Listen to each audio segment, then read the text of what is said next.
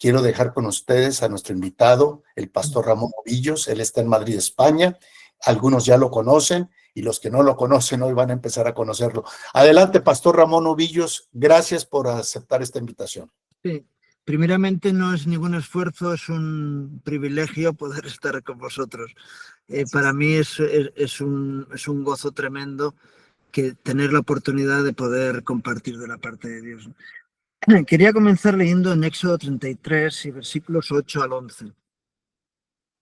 Dice así la palabra: y sucedía que cuando salía Moisés al tabernáculo, todo el pueblo se levantaba y cada cual estaba en pie a la puerta de su tienda, y miraban en pos de Moisés hasta que él entraba en el tabernáculo.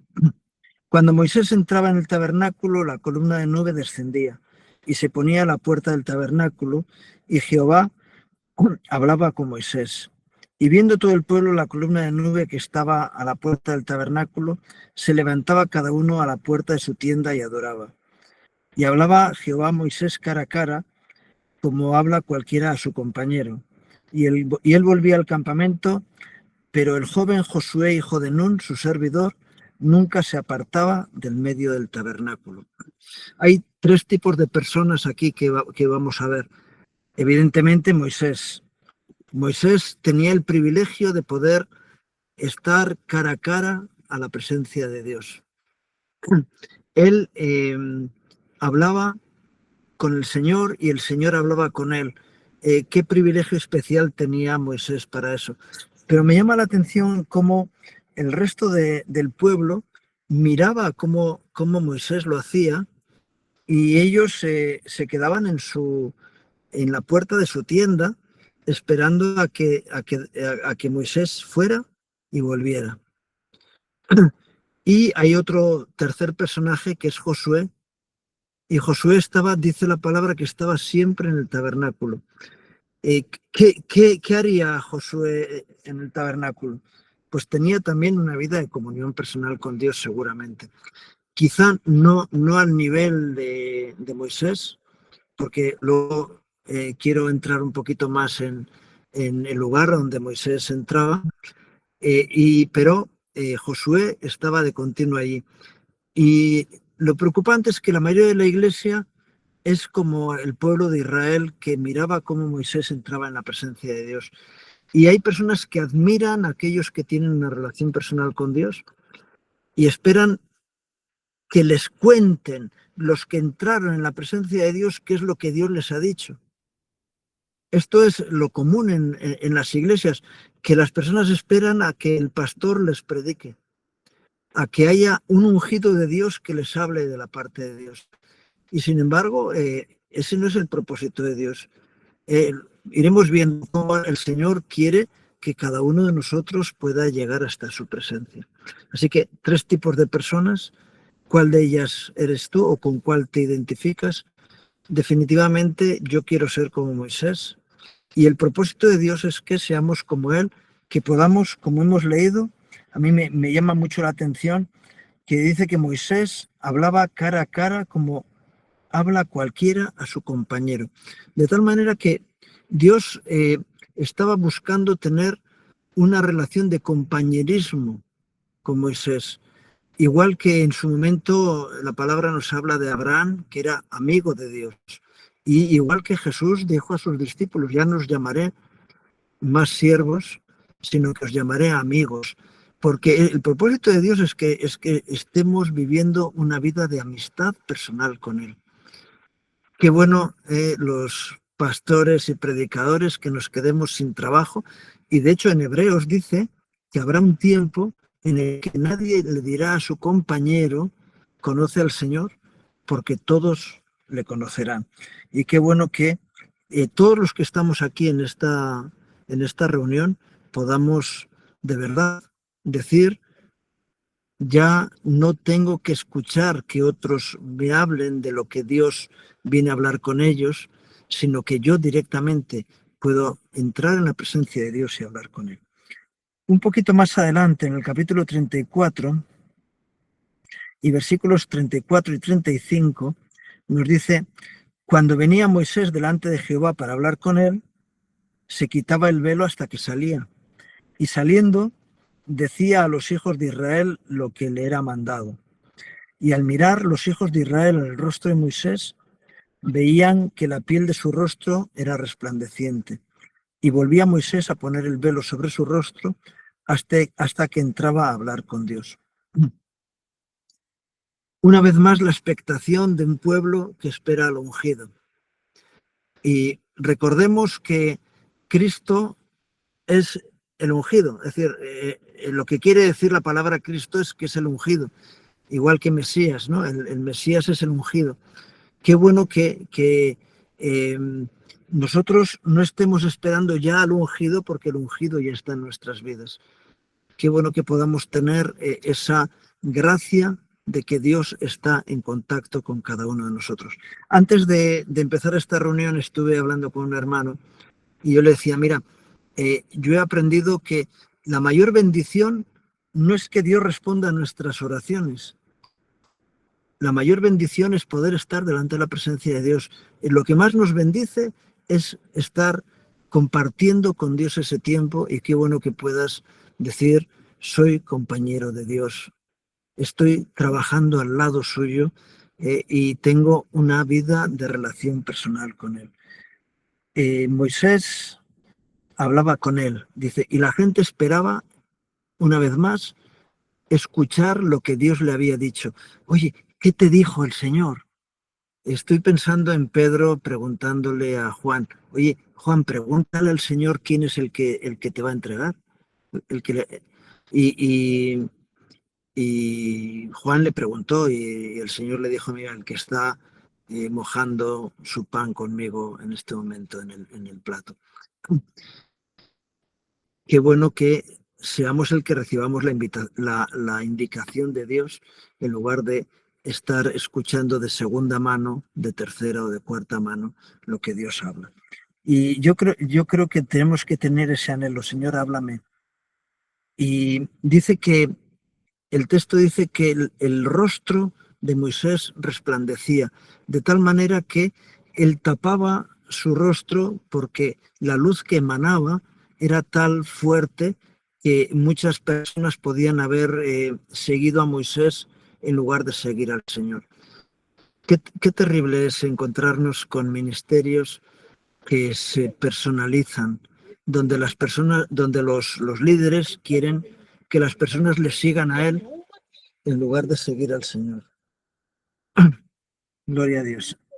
Vamos a leer ahora en la carta a los Hebreos, en el capítulo 9, versículos 6 a 8, y dice, y así dispuestas estas cosas, en la primera parte del tabernáculo entran los sacerdotes continuamente para cumplir los oficios del culto, pero en la segunda parte solo el sumo sacerdote una vez al año, no sin sangre, la cual ofrece por sí mismo y por los pecados de ignorancia del pueblo, dando el Espíritu Santo a entender con esto que aún no se ha manifestado el camino al lugar santísimo, entre tanto que la primera parte del tabernáculo estuviese en pie. ¿Cuál es la primera parte del tabernáculo? El lugar donde entran los sacerdotes a ministrar. He estado hace poco en Brasil y tuvimos la oportunidad de visitar un museo bíblico y nos llevaron a una representación del tabernáculo y nos llevaron a ver el lugar santo donde solo los sacerdotes podían entrar. Y allí está la menorá, es decir, la lámpara de los 7 brazos, la mesa de los panes de la proposición y el altar del incienso. El lugar donde Zacarías estaba ministrando cuando se le presentó el ángel y le dijo que su esposa iba a tener un hijo, que se iba a llamar Juan. Conocemos la historia, ¿no? Era el sitio donde ministraban los sacerdotes, y lo que nos dice la palabra en Hebreos es que ese lugar tiene que ser quitado para que haya una entrada directa al lugar santísimo, que es el lugar de la presencia de Dios. En este sitio nos enseñaron una cosa más. El velo del templo era un velo muy pesado, que tenía creo que son 20 metros de alto, por 10 metros de ancho y por 10 centímetros de grueso.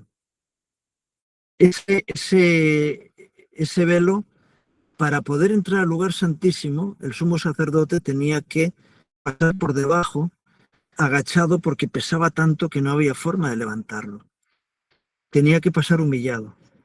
Nos enseñaron una cosa más, el sumo sacerdote, que llevaba sus abalorios, todo, su mitra, su efod, su pectoral y tantas cosas. Cuando entraba al lugar santísimo se tenía que despojar de todo eso para poder entrar allá. De tal manera que tenía que entrar arrastrado, llevando la sangre de la res que habían matado, y de purificación de sus propios pecados, y luego y del pueblo, ¿no? Y luego entraba con el incensario, así que tenía que entrar prácticamente tumbado, se mancharía con el polvo del camino para poder entrar en la presencia de Dios. Y allí dice la palabra que allí el sumo sacerdote, en este caso Moisés y luego Aarón, era el lugar donde podían hablar con Dios, ¿no? ¿Qué diferencia a lo que nos corresponde ahora? Dice, entonces una sola vez al año el sumo sacerdote podía entrar en ese lugar, habiendo seguido un proceso de purificación que le hacía estar protegido para no morir en el intento de estar en la presencia de Dios. Yo a veces me pregunto, Anás y Caifás, que tuvieron la experiencia de poder entrar una vez al año en ese lugar, no eran conscientes de la realidad que estaban viviendo con la presencia de Jesús delante. Pero lo importante es que en el día en que Jesús muere, el velo del templo se rasga de arriba abajo y quedó abierto el camino, de tal manera que todo el sistema del sacerdocio, que hasta entonces era primordial para poder mantener la protección de Dios hacia su pueblo, queda destituido para que podamos entrar directamente al lugar santísimo. Qué privilegio tenemos y qué poco se utiliza ese privilegio para poder estar en la presencia de Dios. Yo creo que uno de los grandes problemas que tiene la Iglesia evangélica en este tiempo es que seguimos intentando mantener el sistema sacerdotal cuando ya para el pueblo de Dios no es necesario, porque el sumo sacerdote Jesús ya hizo el último sacrificio y quedó abierto el camino al lugar santísimo. Yo creo que es tan importante conocer esto. Podemos tener una relación personal con Dios, personal, particular, diaria, en la que seamos confortados directamente con el Señor y no con las arengas que nos puedan dar otros hombres. Yo sé que a veces hace falta, igual que yo estoy hablando ahora, y nos puede motivar y nos puede ayudar, y qué bueno que haya ese ánimo entre nosotros para que cuando alguien se debilita, alguien le ayuda, le anima y le empuja, ¿no? Pero el camino está abierto por la sangre de Cristo para que podamos tener esa experiencia personal con Él. Y eso es maravilloso. Qué bueno que podamos estar en ese lugar santísimo, ¿no? Vuelvo a decir, mientras la primera parte del tabernáculo estuviese en pie, no podemos tener esa comunión, esa relación personal con Dios. Y el Señor sigue clamando, buscando que estemos en relación con Él. Ya la sangre del Cordero Divino de Jesús nos limpia y podemos entrar con libertad al lugar santísimo para tener una relación estrecha con Dios. Dice en la segunda carta de Pedro, en el capítulo 1 y versículos 8 al 11, porque si estas cosas están en vosotros y abundan, no os dejarán estar ociosos ni sin fruto en cuanto al conocimiento de nuestro Señor Jesucristo. Pero el que no tiene estas cosas tiene la vista muy corta, es ciego, habiendo olvidado la purificación de sus antiguos pecados. Por lo cual, hermanos, tanto más procurad hacer firme vuestra vocación y elección, porque haciendo estas cosas no caeréis jamás, porque de esta manera os será otorgada amplia y generosa entrada en el reino eterno de nuestro Señor y Salvador Jesucristo.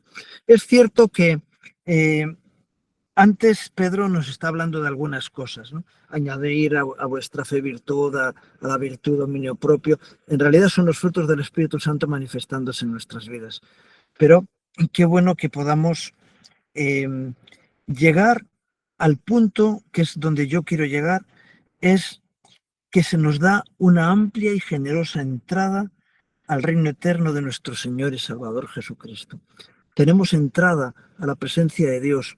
Y yo, algo que últimamente estoy repitiendo constantemente, Jesús dijo algo que es importante. El reino de los cielos está en medio de vosotros. No tenemos que esperar a que llegue el día en que el Señor baje de los cielos para que su reino se establezca entre nosotros. Tenemos el privilegio de poder vivir ya en el cielo. Estuve en este último viaje, ¿no? Estuve en Chile y el hermano, el director nuestro allá, me dice, mañana vamos a ir a Valparaíso. Y yo entendí, mañana vamos a ir al paraíso. Y dije, oh, qué bueno, pero hoy también podemos estar en el paraíso, no hace falta esperar a mañana. Y dice, no, qué bueno que podamos ir al paraíso, pero hoy vamos a estar mañana vamos a estar en Valparaíso. Digo, bueno, es una ciudad que era muy bonita, pero que ahora está en una situación deplorable, que, bueno, que el Señor bendiga esa ciudad. Pero qué bueno que tengamos una amplia y generosa entrada en el reino de nuestro Señor Jesucristo. Allá donde Dios reina, en su presencia, podemos entrar con libertad. Y yo creo que es importante hacer énfasis en esa realidad.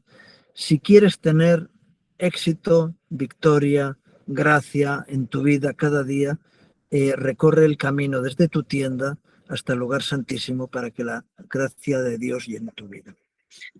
Solamente un texto más, Juan 14, versículos 3 al 10, dice, no se turbe vuestro corazón, creéis en Dios, creed también en mí. Dijo, en la casa de mi Padre muchas moradas hay. Si así no fuera, yo os lo hubiera dicho. Voy pues a preparar lugar para vosotros, y si me fuere y os prepararé el lugar, vendré otra vez y os tomaré a mí mismo, para que donde yo estoy, vosotros también estéis. Estamos pensando muchas veces que esto tiene que ver con el cielo. Y puede ser verdad, ¿eh? Yo no voy a discutir esa forma de ver la palabra, pero yo creo que hay otro mensaje en el que el Señor dice, donde yo estoy, vosotros también estéis. Y la morada no solamente es la morada eterna, sino que es la morada donde Dios quiere que estemos habitando cuando estamos en esta tierra. No esperes a que llegue el tiempo de después de que estés muerto para disfrutar de las gracias de Dios, sino que puedas hoy disfrutar de todo eso para que tu vida sea una vida bendita. Yo os amo, hermanos, a que anheléis estar en la presencia de Dios cada día y así podáis tener la victoria desde la mañana hasta la noche, empezar con adoración y terminar con acción de gracias porque Dios ha sido fiel con vosotros. Nada más, que Dios os bendiga. Wow, gloria a Dios. Pastor Ramón, dirígenos en una oración dando gracias por esta palabra y bendiciendo a todos los que están conectados. Por favor. Señor, yo te doy gracias por el privilegio que me das de compartir lo que has puesto en mi corazón con mis hermanos.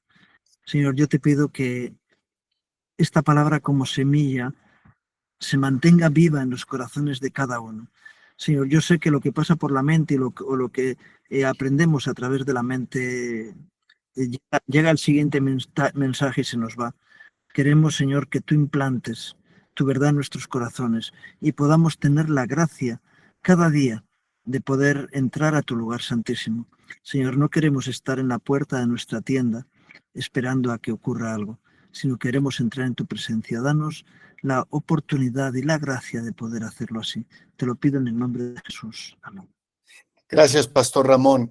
Y precisamente el secreto de Daniel nos ayuda como herramienta para estar en la presencia de Dios. Mira, pastor, y todos los que están presentes, cuando yo empecé a enseñar el secreto de Daniel a la iglesia, yo noté una enorme diferencia entre los que doblaban rodillas 3 veces al día, orando y dando gracias delante de Dios, y los que no.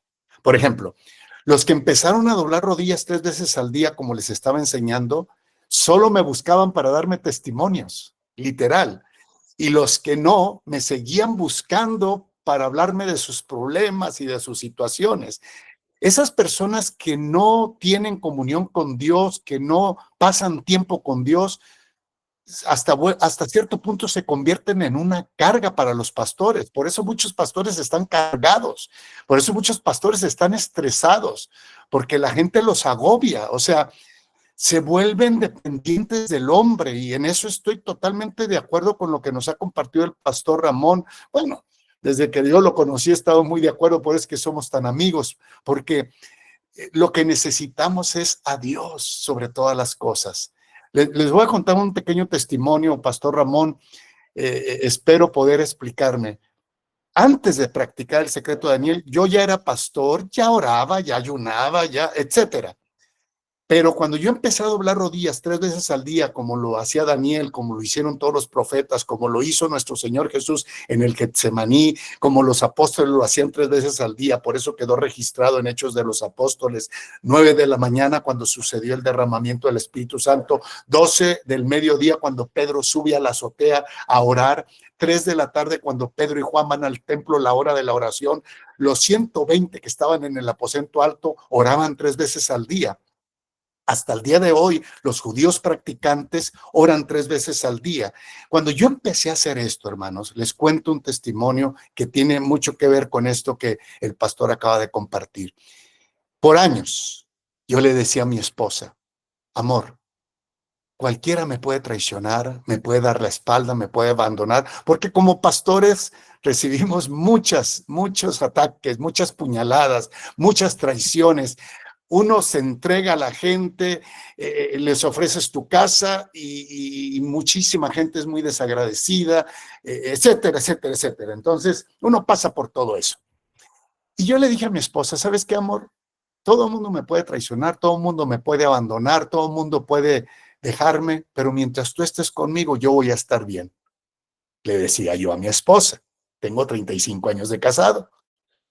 Me enamoré de ella hace 38 años y cada día me enamoro más de ella, lo digo de corazón.